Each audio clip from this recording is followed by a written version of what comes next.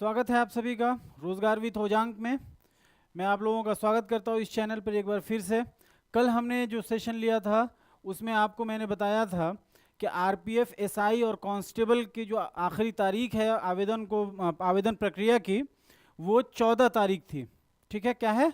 14 तारीख। आज 8 तारीख है। आज के 6 दिन के बाद यानी आपके पास 6 दिन और बचे हुए हैं। जितना जल्दी से जल्दी हो सके आप आवेदन करिए। मैं इसलिए कह रहा हूं जल्दी से जल्दी, क्योंकि किसी महापुरुष ने कहा था, बड़ा सोचो, जल्दी सोचो, आगे सोचो। विचारों पर किसी का अधिकार नहीं है, इसलिए बड़ा सोचिए, जल्दी सोचिए और सबसे आगे सोचिए। जो टाइम गया वो गया। जो है आपके पास टाइम, उसके लिए यह है कि आपको 14 तारीख 23:59 से पहले आपको अप्लाई करना है। तो क्यों इंतजार करें हम 14 तारीख का, क्यों ना हम आज अप्लाई करें। तो आज के आज अप्लाई करिए। बहुत बड़ी वैकेंसी है, आपको पता है 4000 से ज़्यादा वैकेंसीज हैं दोनों पोस्ट के लिए। तो मैं अभी ये जो सेशन करने जा रहा हूँ वो मैं आपको ये बताऊंगा कि इन दोनों ही आरपीएफ में भी और एसआई में भी, दोनों का जब आप सीबीटी देंगे तो सीबीटी का सिलेबस क्या है। आपको कल भी हमने थोड़ा सा ओवरव्यू दिया था कि सीबीटी जो होगा वो 120 मार्क्स का होगा, जिसमें 35 मार्क्स किसके होंगे? रीजनिंग के। 35 मार्क्स मैथ्स के होंगे और 50 मार्क्स आपके जीएस के होंगे या जीके। ठीक है, जीएस और जीके, ये बातें हमने बताई थी। आज हम रीजनिंग और मैथ्स, इन दो चीज़ों को लेकर के आए हैं और इसका हम विवेचना करेंगे। बल्कि ये कह सकते हैं कि इसके सिलेबस को हम देखेंगे कि इसमें क्या क्या आपसे पूछा जाएगा, सिलेबस क्या कवर किया जाएगा, कितना एडवांस सिलेबस होगा, क्या लेवल होगा आपका, इस पर हम बात करेंगे। तो आइए तैयार हो जाइए, एक बार फिर से हमसे जुड़िए और एक बार फिर मैं आपसे गुजारिश करूंगा कि आप रोजगार विद ओजांग को सब्सक्राइब करिए, उसको शेयर करिए हमारे वीडियोस को। ठीक है, अगर आपको अच्छा लगे तो शेयर करिए और उसके साथ साथ हमारा बेल आइकन ज़रूर दबा लीजिए ताकि आपको इन्फॉर्मेशन पहुंचती रहे। तो आइए हम स्टार्ट करते हैं पहले वाले से। पहला है अंकगणित। अंकगणित में कितने क्वेश्चंस होंगे, कितने मार्क्स के होंगे।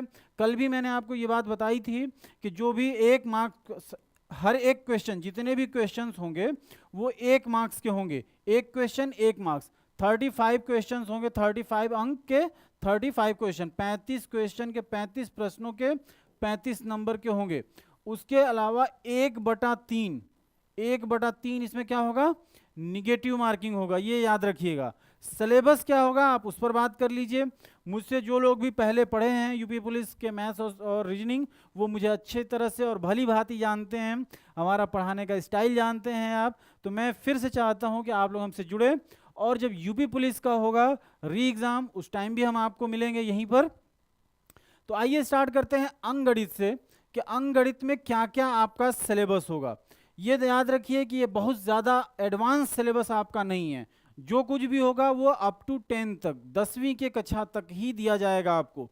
उससे ऊपर का सिलेबस नहीं है इसमें। ठीक है, जो भी आपका सिलेबस है वो 10वीं तक है।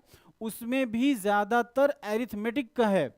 इसमें कुछ चीज़ें हैं जैसे संख्या प्रणाली, पूर्ण संख्याएं, दशमलव भिन्न, संख्याओं के बीच संबंध, मौलिक अंकगणितीय संचालन, प्रतिशत, अनुपात, समानुपात, औसत, ब्याज, लाभ, हानि, प्रोपोर्शन, डिस्काउंट, छूट। ठीक है, टेबल्स, जो डेटा आपके पास होते हैं कि डेटा में क्या क्या होगा।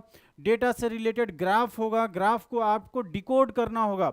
ग्राफ बताया जाएगा, ग्राफ से आपको डेटा निकालना होगा कि कौन सबसे बड़ा है, कौन ज़्यादा है, कौन कितना % ज़्यादा है। 5 स्टेट हैं तो उन 5 स्टेट्स में अगर उनका किसी प्रोडक्शन का डेटा है तो उसमें कौन ज़्यादा है, किसके बीच में अंतर कितना कम है, ये सारी चीज़ें। इसके अलावा समय, दूरी, क्षेत्रमिति होगा। ठीक है, आयतन का भी कुछ होगा, यहाँ हालांकि मेंशन नहीं किया गया है लेकिन आयतन भी आपको पढ़ना होगा। तो ये सारा का सारा मैथ्स जो है वो 10th क्लास तक होगा, इससे ऊपर का कुछ भी नहीं होगा। निर्देशांक ज्यामिति भी होगी, वो भी इससे ऊपर का नहीं है। और ये दोनों ही चीज़ें, यही सिलेबस एसआई का भी है और यही सिलेबस आरपीएफ कांस्टेबल का भी है। थोड़ा बहुत क्वेश्चन के लेवल में फर्क आएगा, ये याद रखिए, लिख लीजिए इसको चाहे तो, कि आरपीएफ कांस्टेबल और एसआई दोनों के लेवल में थोड़ा बहुत फर्क आपको देखने को मिलेगा, लेकिन जो मटेरियल होगा, जो टॉपिक का नाम है, वो सेम होगा। इसके अलावा कोई अलग चीज़ें आपको नहीं आएंगी। ये जो है वो ऑफिशियल नोटिफिकेशन में ये दिया गया है, जो विज्ञापन निकलता है उससे हमने ये लिया है। इसमें आप एक बार फिर देख लीजिए, संख्या प्रणाली से सारे क्वेश्चन सबसे ज्यादा इसको वेटेज दिया जाता है, संख्या प्रणाली को। इसमें संख्याएं, दशमलव, भिन्न, ये सब कुछ होगा, ठीक है। संख्याओं के बीच संबंध, मौलिक अंगणितीय संचालन, प्रतिशत, अनुपात, समानुपात, ये पूरा का पूरा सेगमेंट होगा। औसत, ब्याज, लाभ, हानि, छूट, ठीक है। इसके अलावा समय, दूरी, क्षेत्र मिति, अनुपात, आयतन, ये सब कुछ आपको कवर किया जाएगा। इसका लेवल 10th तक होगा, 10वीं कक्षा तक होगा। इसके बाद अगर आप बात करें रीजनिंग में जो मेजर पोर्शन होगा, जो सबसे बड़ी चीजें हैं वो क्या होंगी, यहां पर दिया हुआ है। ये भी आपको हमने, अगर आप मेरा वीडियो पिछले जा करके देखेंगे तो उसमें हमने बहुत कुछ कवर किया था, उसी से मिलता जुलता इसमें भी होगा, ठीक है। इसी से मिलता जुलता ये सब कुछ होगा। इसमें एनालॉजी मतलब समानताएं और अंतर, स्थानिक दृष्टि, स्थानिक दृश्य, ठीक है, स्थानिक अभिविन्यास, समाधान, विश्लेषण, ये सारे चीजें जो आप वर्बल और नॉन वर्बल रीजनिंग दोनों ही पार्ट होगा। सीधी सी बात अगर मैं आपको समझाऊं तो वर्बल और नॉन वर्बल दोनों पार्ट होगा रीजनिंग का। उसके अलावा इसमें आपको जो पिक्चर्स से जो रीजनिंग आते हैं, जो क्यूब्स वगैरह के आते हैं, ये सब कुछ कवर करना होगा इसमें। अब इसी में आपका श्रृंखला, सीरीज, कोडिंग, डिकोडिंग, ये सब कुछ कवर किया जाएगा, ठीक है। ये बहुत ही बेसिक है रीजनिंग का। इसमें एनालिटिकल, मैथमेटिकल एनालिसिस भी आपको दिया जाएगा, जो जिसको आप कह सकते हैं सीरीज में जो आते हैं नंबर से, जो संख्या से सीरीज जो बनती है वो सीरीज होगी। सीरीज को हमने आपको बताया तो नहीं है, अब बताएंगे आगे आपको चल करके कि सीरीज कैसे बनती है। एनालॉजी क्या होता है, एनालॉजी दो तरह की होंगी। एनालॉजी एक नंबर और अल्फ़ाबेट का होगा, दूसरा एनालॉजी जो है वो आपके जीके पर आधारित होगा, जनरल नॉलेज पर, ठीक है। ये पूरा जितना भी ये अंगणितीय तर्क जो है, अंगणितीय तर्क भी होगा, इसमें अवधारणाएं होंगी। इसी में आपको वर्बल और नॉन वर्बल में ही इसी में आपका ब्लड रिलेशन वगैरह भी आएगा, जो आपके रिश्ते से रिलेटेड क्वेश्चंस होते हैं वो भी आएंगे, याद रखिएगा। इसके अलावा आप इन दोनों के अलावा जो जीएस और जीके के क्वेश्चंस होंगे, उनका जो सिलेबस होगा वो आएंगे, त्रिभुवन सर वो आपको बताएंगे।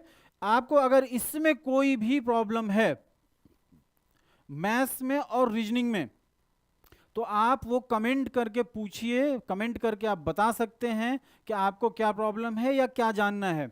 इसके अलावा आरपीएफ एसआई से रिलेटेड जो भी आपको इंफॉर्मेशन चाहिए आप कमेंट करिए, हम उसको ज़रूर उस पर वीडियो लाएंगे और आपको आपके परेशानी का जो सॉल्यूशन होगा, जो हल होगा, हम वो आपको वीडियो के माध्यम से देते रहेंगे।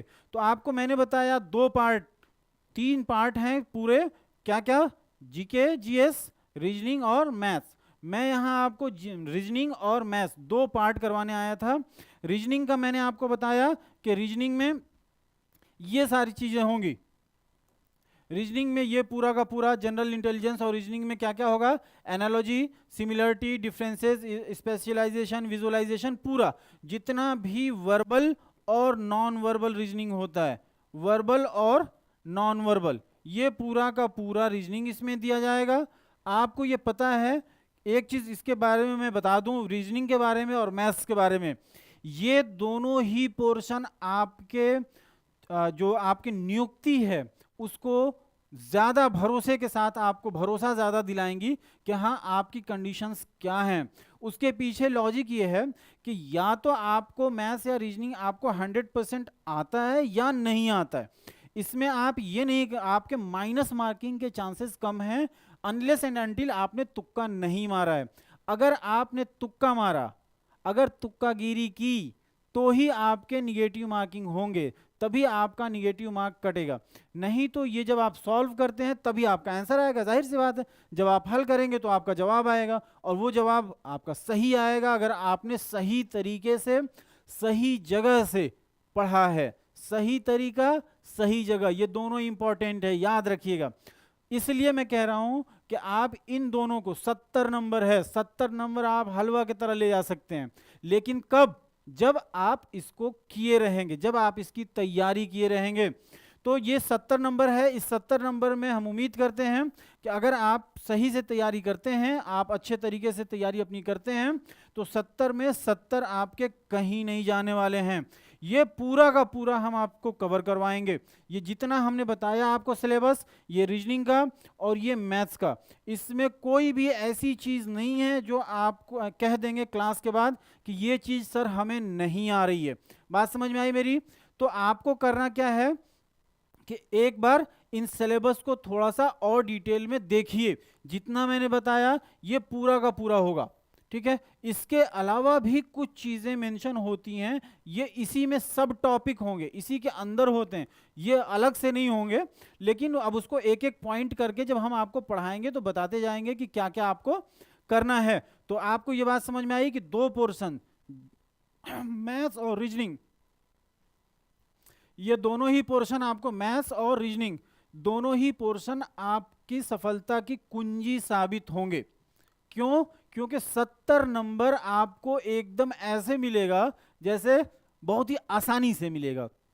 इसलिए मैं बार बार कह रहा हूं कि ये दोनों ही चीजें आपके सफलता की कुंजी बनने वाली हैं। तो आप उठाइए बुक, तैयार हो जाइए आरपीएफ एसआई और आरपीएफ कांस्टेबल के लिए।